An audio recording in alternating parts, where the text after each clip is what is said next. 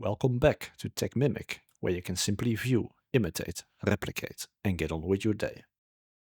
The previous video about how to run Windows applications on Linux was based on Play on Linux. In the comments section, several suggestions were raised to have a look at bottles, the topic of this video, with the comment that Play on Linux is discontinued. I wouldn't say it is discontinued, at least not just yet, but it is clear that there haven't been significant updates for a while. However, I am here to please, and since a couple of viewers requested a Play on Linux video, I created it. But I have to say that now that I had a good look at bottles, I can definitely see the appeal indeed, and I will use bottles going forward.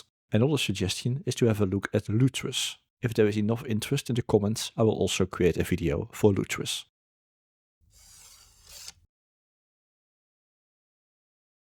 And the final suggestion is to have a look at the Ubuntu Snap Store.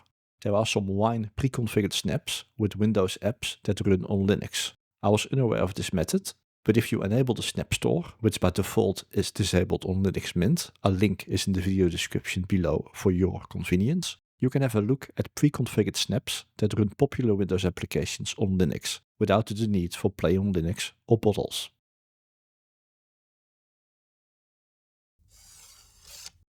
When you compare Play on Linux, bottles and distros, you will quickly see some overlap. That's however not the intention of this video, it is not a like-for-like comparison. I'm starting fresh again, pretending to be completely unaware of Play on Linux, and today we are having a look at bottles. We could call it Windows in a bottle. If there is a particular Windows application, or maybe a game, you can't live without, it might certainly be possible to run it on Linux. In this video, I'm going to demonstrate how to run Windows applications on Linux. As stated, in the previous video we had a look at Play on Linux, and today we are going to install and configure bottles. I am using Linux Mint 22 again, but it will be very similar to anything Debian or Ubuntu-based, or even Fedora or Arch-based distros, due to the fact that the GA version of bottles comes as a Flatpak. So once it is installed, again, it will all be very similar to what is shown in the next few minutes. Playing around with running Windows applications on Linux over the years, at least in my personal experience, has been a hit or miss. With the introduction of Play on Linux and bottles that serves as a wide front end, things became much easier and especially much more manageable. In the spirit of today's topic, I will avoid opening the text-based terminal, just twice though, and we will do everything graphically. It is a freshly installed system and we will start completely from scratch. Keep in mind that a lot of things will be installed or ran for the first time upon initial setup, meaning that if you have another Windows application to install, the process will go faster the second time around. As a first example, I'm going to install the text editor NotePad++ that is only available for Windows. We will manage everything as much as possible straight from bottles. We start out with Notepad++ because this is a fairly simple Windows application and I think this will yield the best results. And maybe that's all you want, a simple application. Don't expect Adobe Photoshop to work 100% like for like on Linux like it would on Windows without any additional setup. However, Bottles gives you all the tools that you could possibly need to have a go at a larger Windows application. The next step after that is to install the Epic Game Store and then Steam. I will now show the process step by step with some additional information along the way. Also the integration between the Linux system and the Windows application once the application is installed, which has gotten better and better over the years.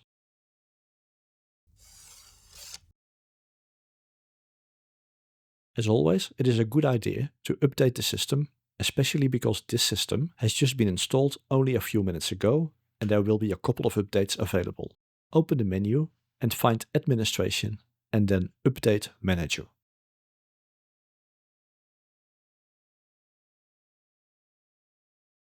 I will ignore the message about switching to a local mirror and simply click Install Updates and accept any further packages to be installed. After a few moments, the system will be updated. Obviously, the amount of packages to be downloaded and installed will all depend on your specific situation. In my case, I also had to restart the machine.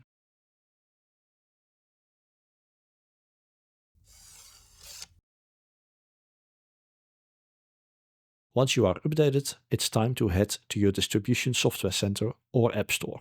In the case of Linux Mint, this is called Software Manager. Search for bottles.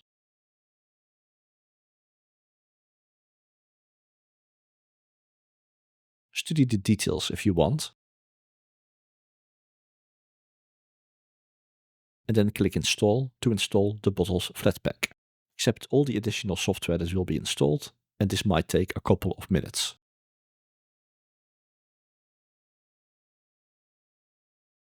Once done, close the software manager. Let's have a look at the Bottles website located at usebottles.com. There is a note that Bottles is gaming ready, and we will have a look at this later.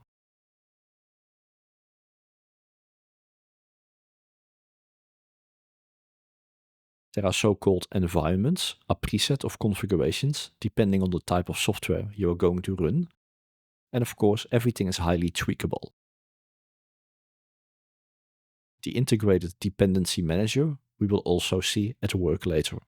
Installers are an easier way to automatically install applications and games without the need to download and install the software yourself. Again, we will have a look at this later.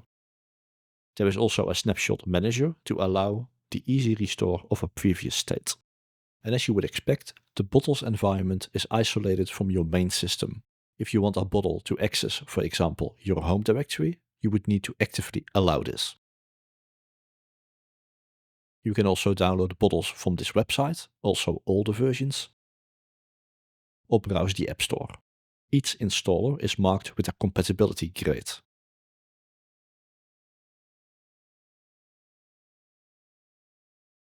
In the funding page, you can see the individual contributors and the main sponsors. Lastly, the documentation accessible through the Docs tab has all the information you need to get started and then some.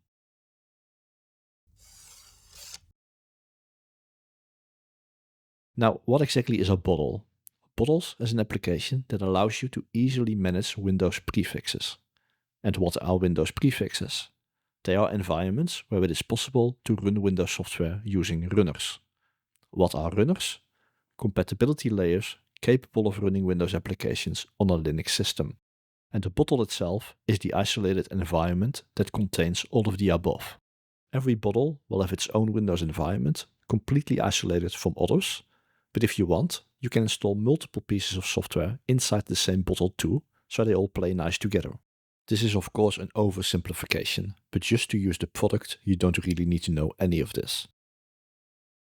Let's start by navigating to the accessories section and pin Bottles to the panel. Now we have a shortcut going forward. Start Bottles for the first time and let it load and refresh. Welcome to Bottles appears. Click Next 2 times and click Continue to finish the initial setup.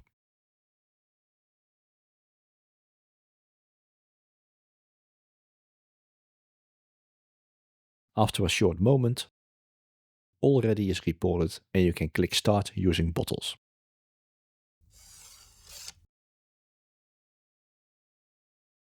Now let's start simple with NotePad++. As a precursor for what this is worth, don't compare the way of doing things here with how simple it is to just download NotePad++ and install it on your Windows 11 laptop, because you will only frustrate yourself. Go to the bottle page and click the plus icon or create a new bottle. Type a name and for environment, select the type needed, in this case application. Click Create and patiently wait until your first bottle is created and the various pieces are installed. You can see things like Microsoft Fonts, Wine Mono and Wine Gecko. Once the bottle is created, click Close. The first bottle, we will use the method of a manual install, so no Windows prefixes just yet. Download the current release from NotePad's ++ website. Once done, return to Bottles and the only available bottle is now added to the list. Just click on it to open its details. We will explore the various options later. For now, click Run Executable and browse to the setup file and click Run. After a few seconds, you would have to retrieve the setup program that is not in focus automatically. This will look recognizable. Just follow the setup wizard like you are installing on a Windows machine.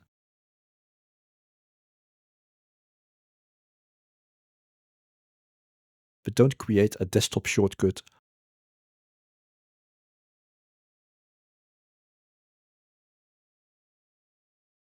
or launch the program automatically. We will take care of that later on. Click the play icon to test it. And there it is. No difference between Windows 11 and Linux.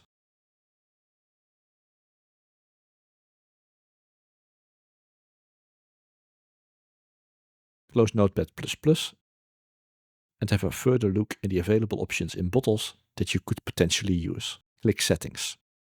Here the name of the bottle can be adjusted, the various components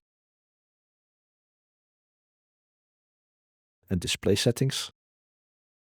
There is a performance section, but I would like to point out the option to change the compatibility to older Windows versions, for example Windows XP when you are trying to run an older piece of software. Here you can also change the working directory for the bottle, specify environment variables, manage the drives, and take care of snapshot management.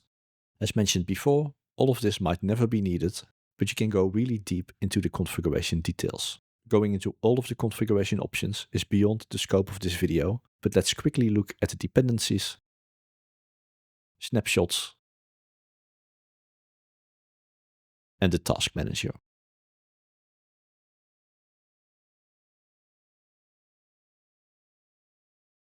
The tools section can come in handy as well.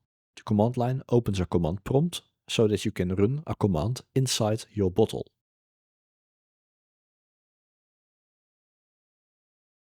Let's look at some directories in an MS-DOS style.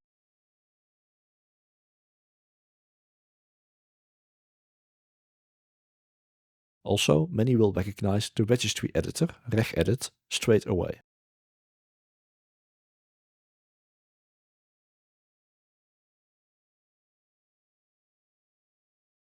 With the Explorer, you can browse the contents of the Windows operating system inside the bottle. Click the three dots to expose the overflow menu, where you can change the launch options, where you can add pre- and post-run scripts and rename, hide or uninstall the program. Let's add the NotePad++ bottle to the library, so we can interact with it also from there later on. We now want to add a desktop entry to get a direct shortcut to NotePad++, so we are able to use it directly and without having to click the play buttons in bottles. Before that will work, however, we need to issue the following command from a terminal. Close bottles and open a terminal and type the command that is on screen now and in the description of this video. With that done, open bottles again, open the NotePad++ bottle and select Add Desktop Entry. Now place a shortcut on the desktop or pin it to the panel itself if you would like to. From this point on, just start NotePad++, but now like you would with any other native Linux application. When you start working with it, the usage of bottles is completely transparent to the end user and it is happening very much in the background.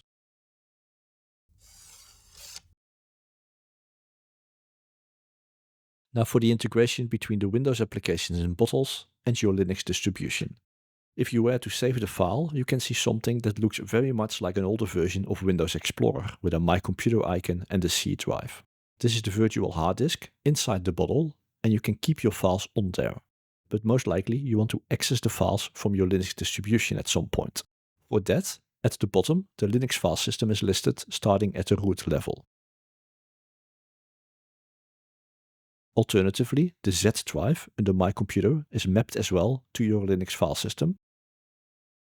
So simply saving files to the Z drive will also make them available for Linux. But by default, you will notice that it doesn't have permission to your user's home directory. This is because the bottle's Flatpak is running in a sandbox and it is restricted in its directories. It uses so-called portals to let you open and save files in other directories, like your user's home directory. If you only want to keep your files inside the bottle, you don't have to do anything. But if you want a Windows application to save a file to your Linux home directory, you would need to take some action. Close the bottles application at any open bottle, open a terminal, and type the command that is on screen now and in the description of this video, so you can simply copy and paste. You can do this for other directories you need to as well, and this is explained in the bottles documentation. When you now save the file,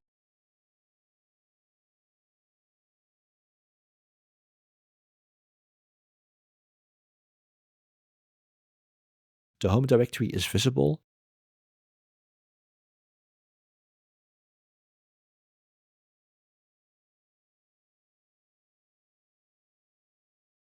and the file will be accessible from the Linux file manager.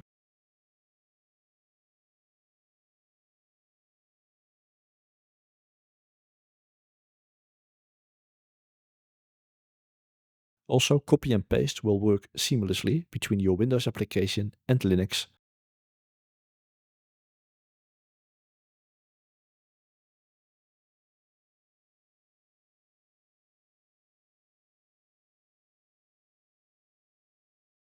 In both directions.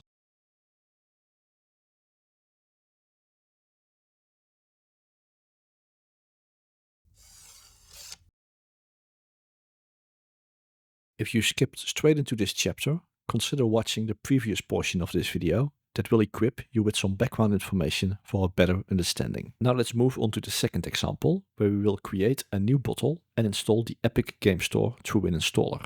Create a new bottle and give it a name. This time select Gaming from the list and click Create. Give it a few moments. Click Close and then open the bottle configuration. This time, instead of downloading and running a setup program manually, we will select Install Programs. This will open the always growing list of pre-made installers. If you need more info, go back to the Bottles website and check the App Store for each product. Hover your mouse over the Epic Game Store and being marked as Platinum, it tells us that this program works perfectly. Click the download or install icon and click Start Installation and give it a few minutes. Once done, click Show Programs. Because everything is pre-configured thanks to the installer, no further configuration should be needed. Let's add the Epic Game Store to the library straight away and start it from there.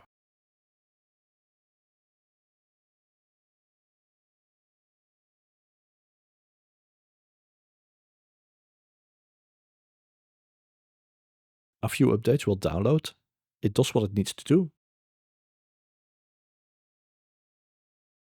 And then you are prompted for your login credentials. I don't have any as I'm not a gamer, but you can take it from here. The Epic Game Store settings shows us that we are using version 14.6.2. As a last step, I will add the desktop and menu entries and also pin it to the panel.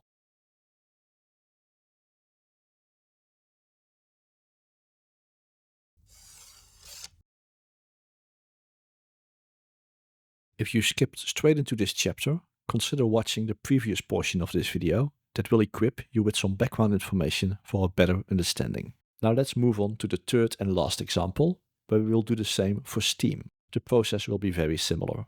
Add a new bottle and give it a name. This time select Gaming from the list and click Create. Give it a few moments. Now continue and install Steam in the same way like we installed the Epic Game Store earlier. And being marked as bronze, this application might work less perfectly than the Epic Game Store did, but the installer is already configured for the best possible experience. Give it a few moments.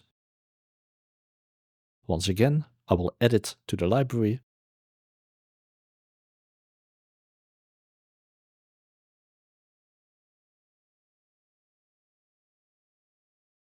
and start it from there.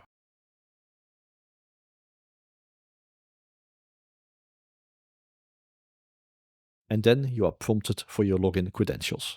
I don't have any, as I'm not a gamer, but you can take it from here. Hopefully, at this point, you are now able to run simple Windows programs on Linux. It is all about managing expectations, as stated. Trying to run Adobe Photoshop will be more involved, but you should be able to run simpler Windows applications and the various games and gaming portals without too much effort. That's it. Hope it helped, and if it did, please like the video and keep it up. Until next time, bye!